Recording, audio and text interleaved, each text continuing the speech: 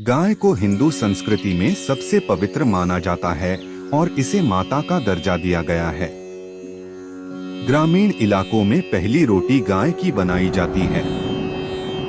गाय को प्राचीन काल से ही अधिक महत्व दिया जाता है। इसे देवी देवताओं का स्वरूप माना गया है। शास्त्रों के मुताबिक प्रातः स्नान करके गौ स्पर्श करने से सभी पाप खत्म हो जाते हैं।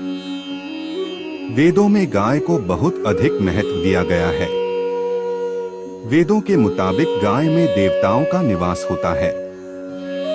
जो मनुष्य प्रातः स्नान करके गौ स्पर्श करता है वह पापों से मुक्त हो जाता है।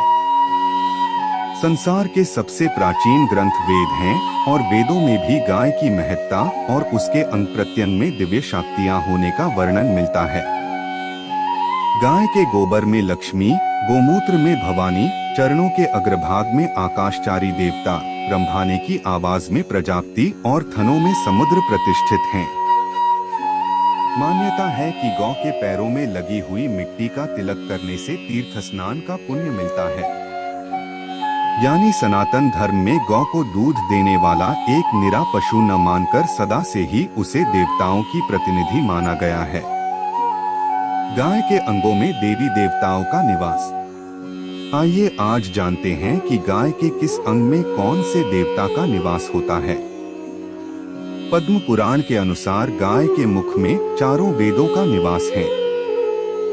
उसके सींगों में भगवान शंकर और विष्णु सदा विराजमान रहते हैं। गाय के उदर में कार्तिकेय, मस्तक में ब्रह्मा, ललाट में रुद्र, सींगों के अग्र भाग में इंद्र, दोनों कानों में अश्विनी कुमार, नेत्रों में सूर्य और चंद्र, दांतों में गरुड़, जिह्वा में सरस्वती, अपान गुदा में सारे तीर्थ, मूत्रस्थान में गंगा जी, रोमकूपों में ऋषिगण, पृष्ठ भाग में यमराज, दक्षिण पार्श्व में वरुण एवं कुबेर, वाम पार्श्व में महाबली यक्ष, मुख के भीतर गंधर्व, नासिका के अग्रभाग में सर्प, खुरों के पिछले भाग में अप्सराएं स्थित हैं। भविष्य पुराण, स्कंद पुराण, ब्रह्मांड पुराण, महाभारत में भी गौ के अंग प्रत्यंग में देवी देवताओं की स्थिति का विस्तृत वर्णन प्राप्त होता है। गायों का समूह जहां बैठकर आराम से सांस लेता है, उस स्थान की न केवल शोभा बढ़ती है बल्कि वहां का सारा पाप नष्ट हो जाता है।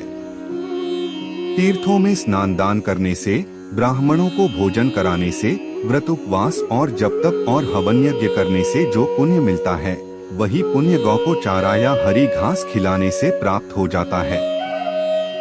गौ सेवा से दुख दुर्भाग्य दूर होता है और घर में सुख समृद्धि आती है।